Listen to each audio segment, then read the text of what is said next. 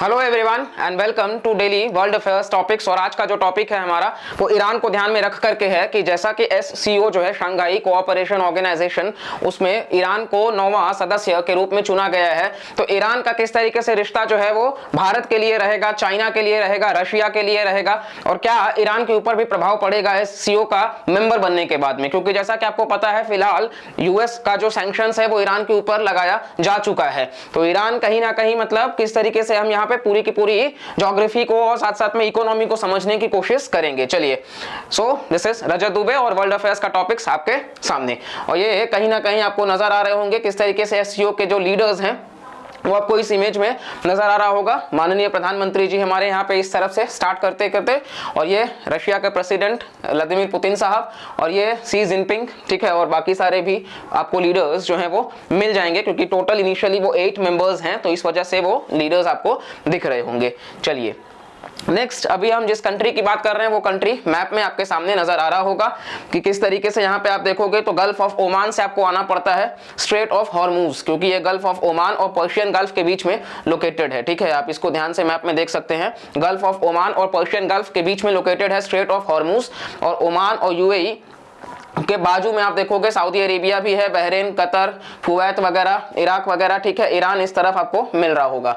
तो ये पूरा का पूरा ईरान का मैप है। और यहाँ पे आप देखोगे तो जाग्रोस माउंटेन्स है, ये ज्योग्राफी ईरान का बहुत इंपॉर्टेंट है। और इसके अलावा दस्ते लूट, ये बेसिकली सॉरी ये एक डेजर्ट है दस्ते लूट, ठीक है, दस्ते कबीर भी डेजर्ट है वहां का।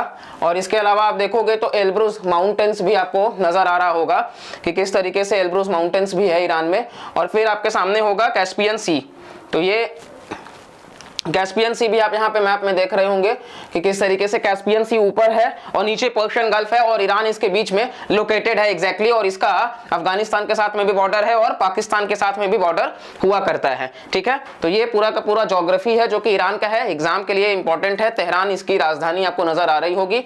और बाकी का एल्ब्रुज माउंटेन्स, जाग्रोस माउंटेन्स, दस्ते कबीर और दस्ते लूट ये हमने देखा। और साथ साथ में बंदर अब्बास, ये जो है वो चाइना एक पोर्ट डेवलप कर रहा है बंदर अब्बास पे, बंदर जास्क पे भारत कर रहा है, चाबहार पोर्ट भारत खुद डेवलप कर रहा है ईरान में कहीं ना कहीं। इस वजह से आपको ईरान जो है वो काफी नजर आ जाएगा। ये देखिए आप, मुंबई भारत, ये शहर आपको नजर आ रहा है, इंडिया का फाइनेंशियल कैपिटल। और यहां से आप जाओगे तो ये ग्वादर पाकिस्तान का, जिसको चाइना पाकिस्तान इकोनॉमिक कॉरिडोर से जोड़ा जा रहा है। और इसके ठीक आगे आप देखोगे चाबहार पोर्ट ईरान में, जहां से हम ईरान को जोड़ रहे हैं, और ईरान के बाद में हम अफगानिस्तान को भी जोड़ रहे हैं काबुल नदी से। और फर्दर सेंट्रल एशियन नेशंस के साथ में भी हमारा कनेक्टिविटी इससे बढ़ पा रहा है, क्योंकि इसके पहले हमारे पास सेंट्रल एशियन नेशंस का एक्सेस कम हुआ करता था। तो इस वजह से हम ज्यादा से ज्यादा अब ये डाइवर्सिफाइड रूट को अपना रहे हैं। वैसे ईरान की बात कर ले तो ईरान जो है वो हिस्ट्री से आप देखोगे तो पर्शियन एम्पायर का रूल रहा है, तो इंडियन किंगडम के ऊपर में हिस्ट्री से वो चला आ रहा है। साथ साथ में आप ज्योग्राफी में देखोगे तो स्वतंत्र भारत होने से पहले 1947 से पहले ईरान के साथ में भारत का प्रॉपर जो मैप है वो रिलेट करता था। मैप इन द सेंस कि मतलब जो लैंड बॉर्डर्स हैं वो शेयर करता था एक दूसरे का। खैर आजाद होने के बाद में देश का बंटवारा होने लग गया, और इस तरीके से अलग अलग, जैसे कि पाकिस्तान वगैरह जो है वो क्योंकि अलग हो गया, पाकिस्तान अलग कंट्री बन गया, क्योंकि वरना ये पूरा का पूरा आजाद भारत का ही पार्ट हुआ करता था, ये सब इसी में आता था। तो इस वजह से ये आराम से ईरान के साथ में बॉर्डर शेयर करता था। लेकिन क्योंकि पाकिस्तान अलग हो चुका है, जिसकी वजह से आप देखोगे कि ईरान अभी पाकिस्तान के साथ में बॉर्डर शेयर करता है। चलिए, ये कहीं ना कहीं international north south transport corridor जो इंडिया और ईरान मिलकर के बना रहे हैं। अगेन आप देखोगे किस तरीके से मुंबई से ये जोड़ा जा रहा है बंदर अब्बास, ये जो पोर्ट है वहां पे। और इसके अलावा फिर बाकी तेहरान शहर को जोड़ते हुए और मॉस्को राजधानी जो है रशिया की, यहाँ तक जोड़ा जा रहा है। फिर सेंट पीटर्सबर्ग होते हुए मैरीटाइम रूट से भी भारत को मुंबई तक वापस से जोड़ने की बात।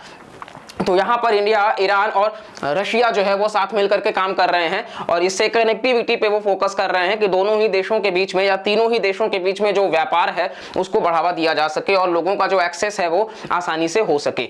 चलिए SCO की बात कर लेते हैं, शंघाई कोऑपरेशन ऑर्गेनाइजेशन।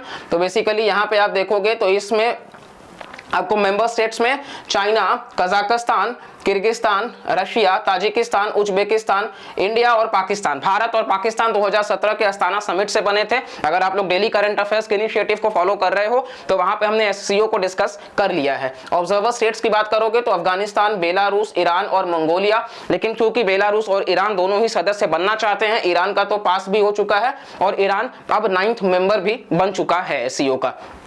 और ये आपको मैप में नजर आ रहे होंगे सारे के सारे मुल्क। और इसके अलावा डायलॉग पार्टनर्स में नेपाल, श्रीलंका, टर्की अभी काफी न्यूज में है, तो टर्की ही इसका डायलॉग पार्टनर भी है। और इसके अलावा आप देखोगे तो गेस्ट में आशियान वगैरह ये सब तो आते ही रहते हैं। और इसका हेडक्वार्टर्स आपको बीजिंग में मिल जाएगा, चाइना के शहर बीजिंग में मिल जाएगा। और इस साल एससीओ भारत के लिए भी काफी इंपॉर्टेंट है, क्योंकि एससीओ का जो अध्यक्षता है, प्रेसिडेंटशिप, वो इंडिया ही होस्ट कर रहा है वर्ष 2023 के लिए। ठीक है, तो ये हमारे लिए काफी इंपॉर्टेंट हो जाता है। ये यूरेशियन इकोनॉमिक, पॉलिटिकल और मिलिट्री ऑर्गेनाइजेशन है। बेसिकली नेटो को कहा जाता है, काउंटर करने के लिए भी इसको बनाया गया है। तो ये कहीं ना कहीं आपको एससीओ से रिलेटेड कुछ फैक्ट्स याद रखने जरूरी हैं। चलिए नेक्स्ट हम बात कर लेते हैं कि ईरान का मेंबरशिप एक्सपेक्टेशंस क्या है और रियलिटी क्या है, उम्मीदें क्या है और वास्तव में क्या है, इस चीज को हम देखते हैं। ईरान जैसा कि आपको पता है नया सदस्य बन चुका है लार्जेस्ट रीजनल ऑर्गेनाइजेशन का, एससीओ का। और ये अप्रैल 2023 में जिसकी अध्यक्षता भारत कर रहा है, इसमें ये भारत के अध्यक्षता में पहला सदस्य, मतलब अपना पहला समिट भी यहाँ पे ऑर्गेनाइज करेगा। ठीक है, तो इंडिया में जो 2023 में हो रहा है कंडक्ट एससीओ में, तो वहां पे आपको मिल जाएगा कि ये दृश्य दोबारा एक साथ देखने को मिल सकता है, क्योंकि ये हमारे देश के लीडर हैं, माननीय प्रधानमंत्री, आप सब पहचानते होंगे, और ये ईरान के लीडर। ठीक है, और किस तरीके से यहाँ पे आप इमेज से पहचान रहे होंगे कि मोदी जी जो है वो सोच रहे हैं कि और क्या किया जा सकता है चीजों को लेकर के सुधारने के पॉइंट ऑफ व्यू से। अच्छा, एससीओ की बात कर ले तो 40% वर्ल्ड का पॉपुलेशन है, यानी कि दुनिया की आबादी का 40% हिस्सा एससीओ कंट्रीज में ही लाई करता है, और 30% ग्लोबल जीडीपी का। ठीक है, यानी कि कितना बड़ा चंक एक्वायर करता है एससीओ जो है वो ईरान को एक मल्टीलैटरल इंस्टीट्यूशन का भी काम देता है, ताकि वो ट्रेड को अपने बढ़ा सके, कनेक्टिविटी पे काम कर सके, टेररिज्म से लड़ सके, आतंकवाद से, और अपने इकोनॉमी को रिवाइव कर सके, क्योंकि यूएस सैंक्शंस ऑलरेडी लग चुका है इस कंट्री के ऊपर। इसके अलावा आप देखोगे तो फॉरेन मिनिस्टर उनके हैं, ये नाम है उनका, तो वो बताते हैं कि ईरान का जो एक्सेशन है एससीओ का, वो प्रूव करेगा कि तेहरान, यानी कि उसकी जो कमिटमेंट है किसके तरफ, एक बैलेंस्ड, स्मार्ट, एक्टिव और डायनामिक फॉरेन पॉलिसी के तरफ, जो कि एशियन मल्टीलैटरलिज्म के आइडिया पे बिलीव रखता है। विश्वास उसका एशियन मल्टीलैटरलिज्म को लेकर के है। ठीक है, चलिए इसके बाद में ईरान और एससीओ की बात कर ले तो ये ऑब्जर्वर वर्ष 2005 से बना था, और इसके अलावा 15 साल तक ये ऑब्जर्वर ही रहा, और इसका जो बिड है फुल और परमानेंट मेंबरशिप का, वो अप्रूव हुआ 2021 के समिट में, जो कि दुशानबे में कंडक्ट कराया गया था। और इसके अलावा एक फॉर्मल एमओयू वगैरह भी हुआ था 2022 में, जो कि समरकंद उज्बेकिस्तान में 2022 का समिट हुआ था, तो वहां पे एक फॉर्मल डिक्लेरेशन के तहत एमओयू में ला दिया गया। इसके अलावा आप देखोगे तो मेंबरशिप मिलना एससीओ का ये छोटी सी बात नहीं है ईरान के लिए, क्योंकि इससे अभी ईरान क्या है कि यूएस के सैंक्शंस को वो देख रहा है, साथ साथ एससीओ का मेंबरशिप जो है वो इसको ज्यादा लेजिटिमेसी दे देगा और एक्सेप्ट करेगा कि इंटरनेशनल अरीना में। साथ साथ में ये रिपोर्ट्स बताते हैं कि ताजिकिस्तान जो है वो कयास लगाए जा रहे हैं कि ईरान का सदस्यता जो है वो तेहरान के सपोर्ट की वजह से है for the Islamic movement of Tajikistan. ठीक है, दूसरी तरफ आप देखोगे तो रशिया और चाइना ने भी सपोर्ट दिखाया है ईरान के मेंबरशिप का इस ऑर्गेनाइजेशन में, और ये कंफर्मेशन जो है वो ईरान का सदस्यता एससीओ का बताता है कि जो कंट्री के फॉरेन मिनिस्टर हैं वो बोलते हैं कि ईरान जो है वो एंटर कर चुका है एक नए स्टेज में कोऑपरेशन के, जहां अलग अलग एरियाज में जैसे कि इकोनॉमिक, कमर्शियल, ट्रांजिट और एनर्जी पे वो काम कर सकेंगे। अभी हम बाकी का सारा देखेंगे किस तरीके से। यहाँ पे आप देखो ये सारे कंट्रीज जो हैं वो आपको सेंट्रल एशियन कंट्रीज का ये मैप है, किस तरीके से हम आपको जो बता रहे थे एग्जैक्टली कि इंडिया जो नहीं मतलब ज्यादा जोड़ पाया, आप देख रहे हैं इस मैप में। आप देखोगे तो ये हमारा जो पाक ऑक्यूपाइड कश्मीर है, लाइन ऑफ कंट्रोल का हिस्सा है, अक्साई चीन वगैरह, ये भारत बिल्कुल क्लेम करता है और हमारा भारत का ही है, टेरिटोरियल सॉवरेनिटी का पार्ट भी है। तो इसके बावजूद भी पाकिस्तान ने इस चीज को ले रखा है और वरना ये हम बॉर्डर एक्सेस कर सकते हैं वखान कॉरिडोर अफगानिस्तान से जो, लेकिन इस वजह से सेंट्रल एशियन नेशंस जो है वो एक साथ जुड़े हुए हैं। आप देखोगे ताजिकिस्तान, तुर्कमेनिस्तान, उज्बेकिस्तान, कजाकिस्तान, सबसे बड़ा लैंडलॉक्ड कंट्री भी आता है, ठीक है, चाइना आप इधर देख ही रहे हो। तो ये सेंट्रल एशियन नेशंस के साथ हमारा एक्सेस इसीलिए नहीं हो पाता है। और इधर आप अफगानिस्तान और ईरान देख ही रहे होंगे किस तरीके से है। कैस्पियन सी आपके सामने, अराल सी जो कि सूखा पड़ रहा है, कजाकिस्तान और उज्बेकिस्तान के बीच में लाई करता है। यूपीएससी प्रीलिम्स का एक क्वेश्चन भी आ चुका है इसके ऊपर। तो मैप आप कभी भी देखो तो आप इस तरीके से ही चीजों को याद करने की कोशिश करो। Kyrgyzstan, Tajikistan, Uzbekistan, Turkmenistan, Kazakhstan, ये सारे तान मिला करके सेंट्रल एशियन नेशंस को बनाते हैं, ठीक है। चलिए ये कुछ अगेन लीडर्स का, और आप देख सकते हो माननीय प्रधानमंत्री जी, हमारे एक्सटर्नल अफेयर्स मिनिस्टर साहब एस जयशंकर, और ये इस तरफ आप एनएस से हमारे पहचानते होंगे अजीत डोभाल साहब, बहुत ही ब्रिलियंट मास्टरमाइंड के इंसान। तो ये सारे के सारे मिलकर के कहीं ना कहीं अपने एंगेजमेंट को बढ़ाने की बातें कर रहे हैं। अब इंडिया, ईरान का जो इंटरेस्ट है एससीओ के मेंबरशिप को लेकर के, तो ईरान को आप देखोगे तो अलग अलग इकोनॉमिक और जियो स्ट्रेटेजिक इंटरेस्ट है इस रीजन में। और तेहरान का जो जियो पॉलिटिकल पोजीशन है हमने आपको दिखा दिया मैप में, उसकी जो आबादी है, जो एनर्जी सप्लाईज है, क्योंकि अभी आपको हम बता दें कि फरजाद बी गैस फील्ड जो है वो ईरान में ही लोकेटेड है, ठीक है। और ईरान दुनिया का सबसे बड़ा क्रूड ऑयल का सप्लायर में से एक है, और साथ साथ में second largest natural gas reserves वगैरह भी ईरान में ही आपको मिल जाएगा। कनेक्टिविटी हमने देख लिया किस तरीके से international north south transport corridor से मुंबई से मतलब सेंट पीटर्सबर्ग तक जोड़ने की बात करी जा रही है। इसके अलावा चाबहार पोर्ट, ठीक है, ये सारा आपको देखने को मिल जाएगा। ह्यूमन रिसोर्स वगैरह को डेवलप करना, सॉफ्ट पावर को अपने डेवलप करना, और इसी साथ साथ ईरानियन इकोनॉमी जो है वो, जो वेस्ट ने सैंक्शंस लगा रखा है न्यूक्लियर डेवलपमेंट्स की वजह से, उससे भी वो छुटकारा मिल पाएगा कुछ हद तक। अच्छा, यूएस जो है वो joint comprehensive plan of action से, जो कि एक न्यूक्लियर डील था, 2018 में निकल गया जब डोनाल्ड ट्रंप थे, ठीक है।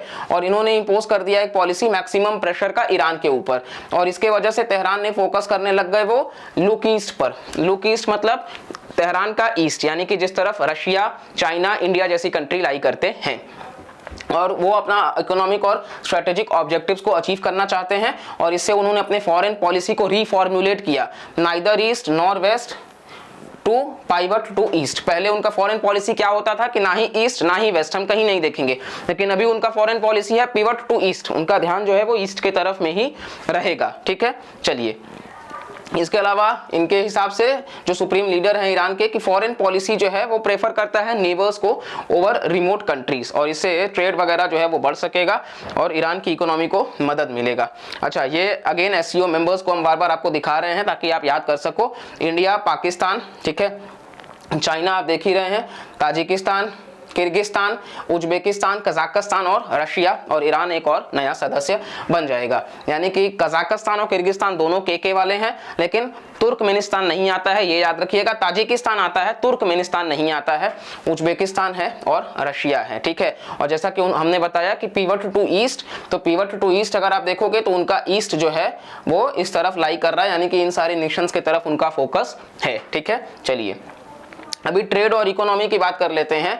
तो क्योंकि सैंक्शंस लगाया गया है यूएस के द्वारा, हमने देखा डोनाल्ड ट्रंप ने उस डील से वो बाहर हो चुके थे। उनका ये बोलना था, एक्चुअली ये जो joint comprehensive plan of action है, इसके तहत ये था कि ईरान जो है वो अपना डेवलपमेंट कर सके पीसफुल। तो इस वजह से न्यूक्लियर डील मतलब साइन किया गया कि वो न्यूक्लियर वेपन्स नहीं बनाएंगे, और वो वैसा ही कर रहे थे। लेकिन फिर भी डोनाल्ड ट्रंप, आपको पता ही है, वो जो लीडर रहे थे, तो उन्होंने मतलब जबरदस्ती उस डील को स्क्रैप कर दिया, और उसके बाद में वो ईरान के ऊपर सैंक्शंस लगा दिए। ईरान वापस से न्यूक्लियर वेपन्स बनाना चालू कर दिया। आपको बता दें कि ईरान जो है वो उनके बेस्ड मतलब हूदी, जो कि यमन में आपको मिल जाएंगे। यमन आप सऊदी अरेबिया और ओमान वाले रीजन में आपको देखने को मिल जाएगा। यमन बेसिकली क्या है कि आपको रेड सी वाले रीजन में, ठीक है। तो यमन में ईरान के द्वारा बैक किया जाता है हूदी, और उनको सपोर्ट मतलब ईरान ही करता है। तो आप सऊदी अरेबिया, यूएई, यमन, इन सब में नुकसान पहुंचा रहे हो, तो कहीं ना कहीं इंडिया के ही तो मेंबर्स हैं। तो ये भी थोड़ा सा खटकता है भारत को। खैर, अभी पहले हम इस पॉइंट को देख लेते हैं, फिर हम भारत वाले पॉइंट पे भी आएंगे। तो एससीओ जो है वो प्रोवाइड कर सकता है सैंक्शन हिट ईरानियन इकोनॉमी को ह्यूज बूस्ट, ताकि वो अपने ट्रेड को बढ़ा सकें, और इससे ईरान का ट्रेड बढ़ सकेगा, जो इन्वेस्टमेंट्स का इनफ्लो है वो बढ़ सकेगा, सुपर ग्रोथ होगा किसमें, टूरिज्म में, और एक्सेस होगा alternate system global financial network का भी। ईरान के पास में rich oil and gas reserves हैं, जिसकी वजह से वो एससीओ एनर्जी टॉक्स में बात कर सकता है। ईरान जो है वो 5th लार्जेस्ट प्रोड्यूसर है ऑयल का ओपेक में 2021 के हिसाब से, जिसकी वजह से 24% ऑफ ऑयल रिजर्व जो है वेस्ट एशिया का और 12% वर्ल्ड का, मतलब वेस्ट एशिया का 24% है इसके पास में और दुनिया का 12% ऑयल रिजर्व है इसके पास में। 5th लार्जेस्ट है ओपेक में 2021 के हिसाब से। और फिर आप देखोगे ईरान को सिग्निफिकेंट एक्सेस भी है सेंट्रल एशियन रिपब्लिक्स का, जिसकी वजह से ये पोटेंशियल एक्सपोर्ट मार्केट्स भी बन सकता है। जैसा कि आपको हम बताए, इंडिया चाबहार पोर्ट से, फिर अफगानिस्तान डेलाराम जरांज हाईवे से, और फिर फर्दर सेंट्रल एशियन ट्रेड के लिए मतलब बढ़ावा दे रहा है। तो ईरान का जो लोकेशन है उसकी वजह से वो सेंट्रल एशिया के साथ भी आराम से ट्रेड कर सकता है, ईरानियन गुड्स को भेज सकता है। और ईरान 2021 में 37 बिलियन यूएस डॉलर्स का ट्रेड भी सरपास कर गए थे वो।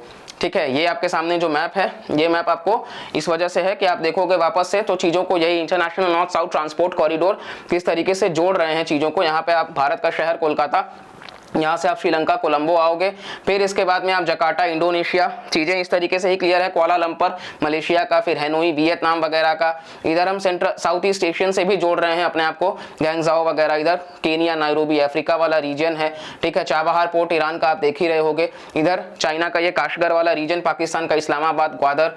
ठीक है, तो इस तरीके से चीज़ें जो है वो जोड़ने की बात है। ओपेक कंट्रीज का हमने जिक्र करा कि जिसका Iran 5th largest oil supplier भी था, तो ये कुछ ओपेक कंट्रीज हैं, ऑल्दो इसमें से इक्वाडोर और कतर जो है वो निकल चुका है। तो रीसेंट जो है वो अपडेटेड आप अपने हिसाब से कर लेना कि बाकी कंट्रीज जो है वो इसके सदस्य हैं बिल्कुल। तो उसमें आप देखोगे कि ईरान, इराक, ठीक है, सऊदी अरेबिया वगैरह, Algeria, Libya, Nigeria, Congo, Angola, Gabon, Venezuela, ये सारे सदस्य ओपेक के आपको मिल जाएंगे। अब कनेक्टिविटी की बात कर लेते हैं। ईरान का जो जोग्राफिकल पोजीशन है वो एससीओ के लिए इंपॉर्टेंट है, और ईरान जो है वो मेन क्रॉसरोड्स में है जो कि ऑर्गेनाइजेशन को जोड़ता है, ठीक है, डायलॉग पार्टनर्स वगैरह के साथ में, और कनेक्टिविटी भी देता है 4 मेजर रीजन्स को। सेंट्रल एशिया को तो जोड़ता है वो, ठीक है, दूसरा साउथ एशिया से जोड़ता है, तीसरा वेस्ट एशिया से जोड़ता है, और चौथा कॉकासस वाले रीजन से, यानी कि यूरोप वाले रीजन से। तो इस वजह से काफी इंपॉर्टेंट हो जाता है अपने ये लोकेशन के वजह से ही। सेंट्रल एशिया को भी जोड़ रहा है, वो सारे तान वाले कंट्रीज, साउथ एशिया जहां इंडिया पाकिस्तान, वेस्ट एशिया जहां सऊदी वगैरह, और कॉकासस वाला जो रीजन है, सॉरी, उधर का भी मतलब ये जोड़ता है। तो international north south transit corridor भी इसी वजह से पास हो रहा है ईरान से, और ये लेटेस्ट मेंबर बन रहा है एससीओ का। ईरान जो है वो कहीं ना कहीं क्रिटिकल रोल प्ले करेगा इस कॉरिडोर का बनकर के हिस्सा भी। ईरान ने एश्योर किया मेंबर स्टेट्स को कि वो प्रोवाइड करेगा सेफ, रिलायबल और stable routes north south corridor में, और ये सप्लाई करेगा इंफ्रास्ट्रक्चर अपने सदर्न पार्ट ऑफ चाबहार से, चाबहार के नीचे। और चाबहार जो है वो जोड़ता है इंडिया को सेंट्रल एशियन रीजन और यूरोप से। इसके अलावा डेवलपमेंट आप देखोगे, पोर्ट की कैपेसिटी को बढ़ाया जाएगा, इंफ्रास्ट्रक्चर वगैरह को ट्रेड वगैरह के माध्यम से। इसके अलावा आप देखोगे तो वो ईरान, अफगानिस्तान और उज्बेकिस्तान कॉरिडोर भी डेवलप कर रहे हैं, जहां पे मजार शरीफ जो उनका शहर है और हेरात, उसको वो डायरेक्टली चाबहार पोर्ट से जोड़ सकेंगे। तो ये भी इंपॉर्टेंट है, भारत के लिए भी इंपॉर्टेंट हो जाता है इस कॉरिडोर से, क्योंकि ये शहर जो है वो चाबहार पोर्ट से जुड़ जाएंगे तो हम फर्दर आगे बढ़ सकते हैं। इसके अलावा आप काउंटर टेररिज्म की बात कर लेते हैं। ईरान का जो ऑफिशियल मेंबरशिप होगा एससीओ का, इसकी वजह से जो भी सिक्योरिटी गोल्स हैं कि उसमें जैसे आर्टिकल 1 जो है एससीओ का, वो कहता है कि जॉइंटली काम करेंगे किस चीज के लिए, जो 3 एविल्स हैं उस रीजन के। कौन कौन से 3 एविल्स हैं? एक तो टेररिज्म, दूसरा सेपरेटिज्म और तीसरा एक्सट्रीमिज्म। इन 3 को लड़ने की बात करते हैं, आतंकवाद से और कट्टरपंथी वाले विचारधारा से और अलग होने की भावना को लेकर के। ठीक है, फिर आप देखोगे तो ईरान जो है वो सेंट्रल रोल प्ले करता है अफगानिस्तान के सिक्योरिटी कंसर्न्स को भी टैकल करने के लिए, जैसे कि आतंकवाद वगैरह, एक्सट्रीमिज्म वगैरह, ड्रग ट्रैफिकिंग। आपको बता दें ड्रग ट्रैफिकिंग का पार्ट है ईरान, ठीक है, गोल्डन क्रेसेंट में भी लाई करता है, अभी हम मैप में देखेंगे। और ट्रांसनेशनल क्राइम्स, मतलब क्राइम करने के बाद में एक देश से दूसरे देश में चले जाना, तो इन चीजों को रोकने की बात है। अफगानिस्तान जो है वो ऑपरेटिंग बेस बन जाता है अलग अलग टेरर नेटवर्क्स का, जैसे कि इस्लामिक स्टेट वगैरह का, अलकायदा का, ईस्ट तुर्किस्तान इस्लामिक मूवमेंट का। तो इस वजह से ईरान में आतंकवादी गतिविधियां बहुत ज्यादा आपको मिल जाएंगी। ईरान की बात कर लेते हैं तो अफगानिस्तान का स्टेबलाइज होना काफी इंपॉर्टेंट हो जाता है। और इसके साथ साथ में आप देखोगे तो एससीओ का रैटसेक है, रीजनल एंटी टेररिस्ट स्ट्रक्चर, जिसका हेडक्वार्टर्स आपको ताशकेंत उज्बेकिस्तान में मिल जाएगा। तो वो भी साथ मिलकर के काम करेंगे टेररिज्म को खत्म करने का, तो एंटी टेररिज्म एक्सरसाइज वगैरह करेंगे जिससे कि वो ये 3 एविल्स से लड़ सके। और ये जो हम जिक्र कर रहे थे आपके सामने गोल्डन क्रेसेंट, जहां पे पाकिस्तान, अफगानिस्तान और ईरान, इसको आप पाई के नाम से भी याद रख सकते हो, ठीक है, जिसमें पाकिस्तान, अफगानिस्तान और ईरान लाई करता है और इंडिया ठीक उसके बीच में है। और गोल्डन ट्रायंगल आप देखोगे तो ये ट्रायंगल बना रहे हैं म्यांमार, लाओस, थाईलैंड और वियतनाम भी कुछ हद तक उसका लाई करता है रीजन। तो ये गोल्डन ट्रायंगल और इंडिया मतलब क्रेसेंट और ट्रायंगल का बीच का हिस्सा है। तो भारत में ओपीएम जो है वो बहुत ज्यादा फिर भेजा जाता है पंजाब वगैरह के बॉर्डर वाले रीजन से। आप इस तरफ देख ही रहे हो इंडियन ओशन वगैरह, नॉर्थ पैसिफिक ओशन वगैरह। तो ये पूरा का पूरा मैप है गोल्डन क्रेसेंट का और गोल्डन ट्रायंगल का। और ये ओपीएम की खेती इस तरीके से करी जाती है, ठीक है। और ये हमारे वीर जवान जो भारत के सोल्जर्स हैं वो किस तरीके से यहाँ पे ड्रग्स को पकड़ रहे हैं और उससे जो तस्करी करके जो रुपए पैसे जो पकड़े जाते हैं उन चीज़ों को लेकर के यहाँ पे इनको भी बहुत ज़्यादा काम करना पड़ जाता है, क्योंकि अपने ही भाई लोगों को बचाना होता है ऐसी चीज़ों से, ऐसी गतिविधियों में वो संलिप्त ना हो। इसके अलावा हम देखते हैं कि किस तरीके से एससीओ का जो मेंबरशिप है वो ईरान को बूस्ट करेगा। तो ईरान ओवरऑल आप देखोगे तो इंक्लूड होने के वजह से कहीं ना कहीं उनका जो चैलेंजेस है रीजनल उसको वो सॉल्व कर पाएंगे। फर्दर वो अपने मल्टीलैटरल रिलेशंस को सुधार भी सकते हैं, जैसे कि रशिया के साथ में, चाइना के साथ में और इंडिया के साथ में, जो कि ईरान के लिए काफ़ी इंपॉर्टेंट होते हैं तीनों ही कंट्री। अभी हम ईरान और रशिया की बात करते हैं पहले तो ईरान जो है बेसिकली मॉस्को के पर्सपेक्टिव से भी ईरान इंपॉर्टेंट हो जाता है।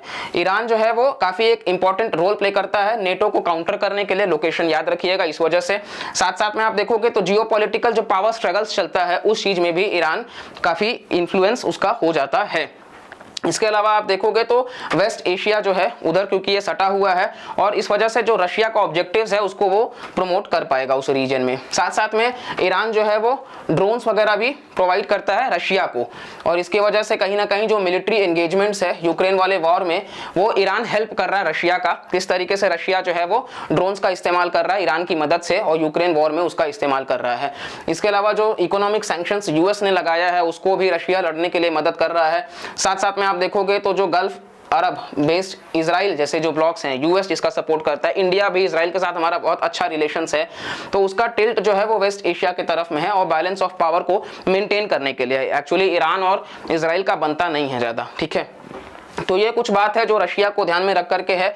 इसके अलावा आप देखोगे तो ईरान जो है वो काफ़ी ज़्यादा रशिया के साथ में क्लोज है क्योंकि रशिया यूरेशियन इकोनॉमिक यूनियन का भी पार्ट है, जिसकी वजह से वो ईरान के इंटरेस्ट्स को फर्दर इंप्रूव करना चाहते हैं। और ये आपके सामने जो मैप है यहाँ पे आप देखोगे नेटो के मेंबरशिप वगैरह को किस तरीके से करंट मेंबर्स जो है, रशिया इतना बड़ा ब्लॉक आपको नजर आ ही रहा होगा, बाकी सारे जो मुल्क हैं छोटे छोटे ये सारे के सारे जो हैं वो नेटो के सदस्य हैं। आप मैप में आराम से देख सकते हो और इसको या तो स्क्रीनशॉट लेकर के सेव कर सकते हो।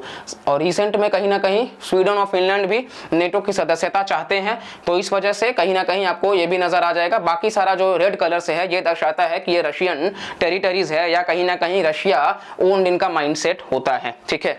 नेक्स्ट आप देखोगे इस मैप में तो यहाँ पे यूरेशियन इकोनॉमिक नेशंस को दर्शाया गया है कि किस तरीके से जो भी बहुत ज्यादा डीप ब्लू में है वो आपको मेंबर्स नजर आएंगे। रशिया हो गया, कजाकिस्तान हो गया, किर्गिस्तान, इस तरफ आप बेलारूस वगैरह को भी देखोगे।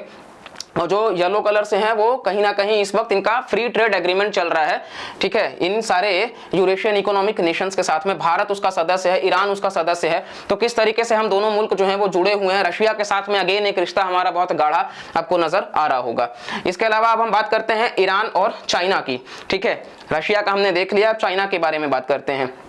तो चाइना बेसिकली आप सबको पता होगा कि बेल्ट एंड रोड इनिशिएटिव के तहत वो ईरान को भी जोड़ रहा है और एक्सपैंड करने की कोशिश वो कर रहा है। इसके अलावा आप देखोगे तो कहीं ना कहीं बीजिंग जो है उसका एनर्जी सोर्सेस जो है वो डाइवर्सिफाई कर रहा है तेहरान के साथ में मिल करके, और इस वजह से 25 साल का दोनों मिल करके कॉम्प्रिहेंसिव स्ट्रैटेजिक पार्टनरशिप एग्रीमेंट भी साइन किए हैं 2021 में ही। तो 25 साल तक ये जो दोनों देश होंगे ये कॉम्प्रिहेंसिव स्ट्रैटेजिक पार्टनरशिप एग्रीमेंट का हिस्सा बन करके रहेंगे और दोनों देश जो है वो कहीं ना कहीं अपने इकोनॉमिक लिंक्स को बढ़ा रहे हैं, आर्म्स के सेल्स को बढ़ा रहे हैं और डिफेंस कोऑपरेशन को भी बढ़ा रहे हैं, ठीक है। और ये आपके सामने one belt one road initiative का हिस्सा मैप जो आप देख सकते हो किस तरीके से वो बेसिकली स्ट्रिंग ऑफ पल्स भी इसको वो कह देते हैं, किस तरीके से वो ओवरऑल कनेक्ट करना चाहते हैं पूरे के पूरे दुनिया को ही चाइना। और ये आपको मेजर सिटीज नजर आ जाएगा, गांगजाओ वगैरह, हनोई वगैरह, कोलालंपर वगैरह, जकार्ता, कोलंबो। इंडिया इसका पार्ट नहीं है, भूटान भी इसका पार्ट नहीं है, इसीलिए आपको इधर का रीजन नहीं नजर आएगा, ठीक है। तेहरान है, ईरान उसका सदस्य है, इसलिए आपको तेहरान मिल रहा होगा। जिबूती, केनिया, ये सारा बेसिकली इस्तांबुल वगैरह टर्की का, ठीक है। तो ये सारे के सारे आपको मॉस्को को भी वो जोड़ रहा है one belt one road initiative के तहत। तो ये कहीं ना कहीं आपको इवन सिल्क रोड प्रोग्राम भी कहते हैं इसको। तो ये मैप से काफी हद तक क्लियर हुआ होगा। अब हम बात करते हैं ईरान और इंडिया का। ये इमेज आपको दर्शा रहा है किस तरीके से दोनों की दोस्ती जो है वो काफी प्रगाढ़ है, और प्रधानमंत्री नरेंद्र मोदी और ईरान के लीडर आपको नजर आ रहे होंगे इस चित्र में। तो ये ईरान और इंडिया की बात कर लेते हैं। कहीं ना कहीं दोनों का स्ट्रॉन्ग इकोनॉमिक और कमर्शियल टाइज है, और ईरान के लिए भारत जो है वो इंपॉर्टेंट है, ना सिर्फ इंटरनेशनल कनेक्टिविटी के लिए बल्कि ट्रेड के पर्सपेक्टिव से, जैसे कि INSTC वगैरह और चाबहार पोर्ट से। ईरान डिपेंड करता है भारत के लिए कि वो इंपोर्ट कर सके rice, T, fruits, drugs, sugar, jewellery और इलेक्ट्रिकल मशीनरी वगैरह भी, ठीक है। इसके अलावा आप देखोगे तो दोनों देश जो हैं वो अपने पेमेंट चैनल्स को भी डाइवर्सिफाई कर रहे हैं, क्योंकि ईरान के ऊपर सैंक्शंस लगा हुआ है तो स्विफ्ट जो है वो काम नहीं करता है। इस वजह से इंडिया ईरान अपने अपने रुपी में, करेंसी में ट्रेड करते हैं। इसके अलावा आप देखोगे तो भारत एक्सटेंसिवली इन्वेस्ट किया है ईरान के चाबहार पोर्ट में, ताकि वो यूरेशियन कंट्रीज तक पहुंच सके और प्रोवाइड कर सके इंफ्रास्ट्रक्चरल रिक्वायरमेंट्स वगैरह, ठीक है। इसके अलावा आपको बता दें कि ईरान जो है उसके लिए भारत एक ह्यूज पोटेंशियल भी होगा। एक तो ईरान 5वां सबसे बड़ा ट्रेडिंग पार्टनर भी है इंडिया का, क्योंकि आपको बता दें कि आप क्रूड ऑयल और नेचुरल गैस रिजर्व्स बहुत ज़्यादा यहाँ पे लोकेटेड है, इस वजह से दोनों साथ जुड़े हुए हैं।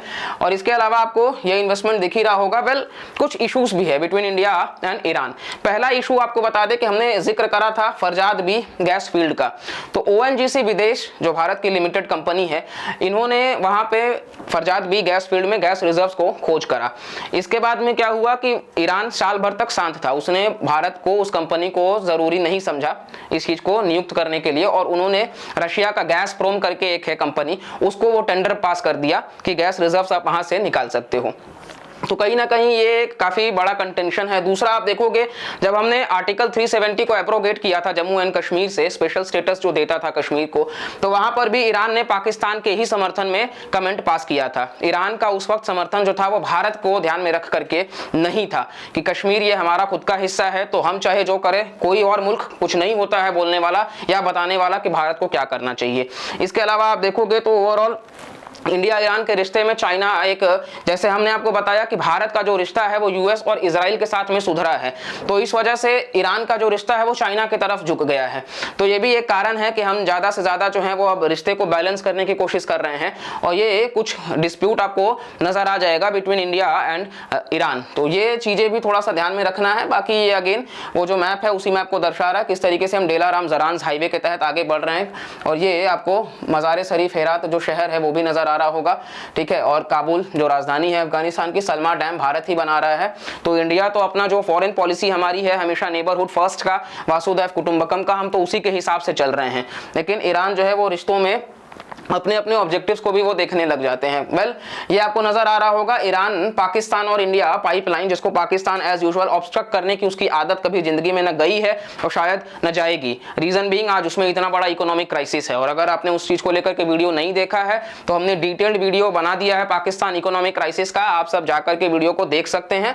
खैर, टॉपिक पे आते हैं। तो ये आपके सामने ईरान, पाकिस्तान और इंडिया का पाइपलाइन जो है किस तरीके से हमारे देश की राजधानी नई दिल्ली से होते हुए पाकिस्तान के मुल्तान और फिर फर्दर जो बलोचिस्तान वगैरह वाला रीजन है और इधर से होते हुए बंदर अब्बास, यानी कि गैस पाइपलाइन का बहुत बड़ा ये डील था और प्रपोज करा गया था कि इसको इसी हिसाब से लेके चला जाएगा। लेकिन पाकिस्तान एज यूजुअल आदत है, खैर तापी में हम साथ मिलकर के काम कर रहे हैं, जो कि तुर्कमेनिस्तान, अफगानिस्तान, पाकिस्तान और इंडिया को जोड़ता है। तो ये आपको गैस पाइपलाइन भी याद करना चाहिए। तुर्कमेनिस्तान इस तरफ है और इधर अफगानिस्तान, पाकिस्तान और इंडिया, तो ये आपको यहाँ पर जोड़ता हुआ नजर आ रहा होगा। और बाकी का अगेन आप मैप देख सकते हो, सारा जो भी हमने कंट्रीज डिस्कस किया है अभी वो आपको सामने मैप में क्लियर होगा। ईरान इतना बड़ा, आपके नीचे आप देख रहे होंगे कुवैत वगैरह, पर्शियन गल्फ, तो ये पूरा का पूरा कॉन्सेप्ट था और ये भी कुछ वही चीज को दर्शा रहा है मैप में। तो ओवरऑल मैप इसलिए भी इंपॉर्टेंट है क्योंकि एग्जाम के पर्सपेक्टिव से ईरान इंपॉर्टेंट कंट्री हो जाता है, इसलिए इतने सारे मैप जो है वो टेस्ट किए गए हैं। और ये पूरा का पूरा रिपोर्ट जो था उसके हिसाब से ही हम इस चीज को लेकर के आए थे कि किस तरीके से SCO का मेंबरशिप जो है वो ईरान के लिए बेनिफिट होगा, क्या होगा, नहीं होगा, भारत और ईरान के रिश्तों को क्या होगा। तो अभी के लिए जैसा कि आपको हम बताएं कि US का सैंक्शंस लगा हुआ है और हमारा रिश्ता US के साथ में भी बेहतर है, तो फिलहाल के लिए तो यही है कि हम अपने सोर्सेस को जरूर डाइवर्सिफाई किए हैं। हम किसी भी भी नेशन के हिसाब से चलते नहीं हैं। रीजन बीइंग कि हमने इनिशियली भी जब कोल्ड वॉर चल रहा था तब भी हम पॉलिसी ऑफ नॉन अलाइनमेंट का ही प्रिंसिपल लेकर के चल रहे थे और हमने अपने ही हिसाब से चीजों को करा था।